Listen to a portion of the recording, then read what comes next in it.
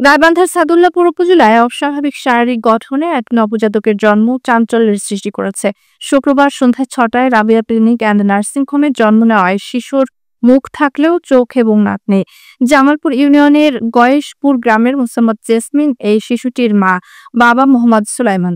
শিশুটির এই ব্যতিক্রমী অবস্থা থেকে চিকিৎসক ও সাধারণ মানুষ হতবাক হয়ে পড়েছেন। জানতে পেরে ক্লিনিকের সামনে ভিড় জমিয়েছে স্থানীয় মানুষ ও কৌতূহলবশত অনেকেই। সিনিয়র নার্স পল্লবী প্রামাণিক জানিয়েছেন, মা ও নবজাতক উভয়েই সুস্থ, তবে শিশুটিকে গাইবান্ধা জেনারেল হাসপাতালে পাঠানো হয়েছে বিস্তারিত পরীক্ষা নিরীক্ষার জন্য। Pallabi Pramanik, senior staff nurse, Rabia clinic nursing. 3 দিন মিলে ধরে ডেলিভারিটা করানো হলো, কিন্তু পরেই দেখি কট পেছানো আছে, কটটা ছেড়ে দিলাম।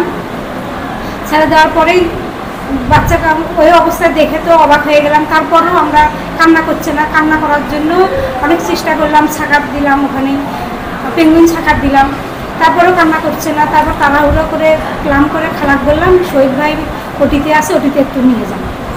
স্বাভাবিকই মানে কিছুটা প্রায় মৃত্যু বাচ্চার মতো বের হলো, কিন্তু মুখ আছে কিন্তু নাক নাই, তার চোখ দুটো এক জায়গাতে। দেখে তো মানে অবাক হওয়ারও কিছু নেই, ভাবলাম সব আল্লাহর ইচ্ছে। এটা করে খালাক বললাম যে আপনি নিয়ে আসে, আমরা অক্সিজেন দিলাম। তারপরে অক্সিজেন না দিলে মানে টান নিঃশ্বাস নিচ্ছিল, অনেকক্ষণ পর পরে টান টেনে নিঃশ্বাস নিচ্ছিল। তারপরে কিছুক্ষণ পর ম্যাডামকে বললাম, ম্যাডাম বাচ্চা তো এরকম হয়েছে, তাই আমরা তো অক্সিজেন দিচ্ছি, কী করবো?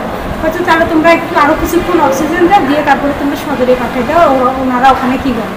বিশেষজ্ঞরা জানান, গর্ভাবস্থায় জটিলতা, জেনেটিক ত্রুটি বা পুষ্টিহীনতার কারণে এমন বিরল ঘটনা ঘটতে পারে। এ ঘটনায় সামাজিক যোগাযোগ মাধ্যমেও ব্যাপক আলোচনা ও উদ্বেগ তৈরি হয়েছে।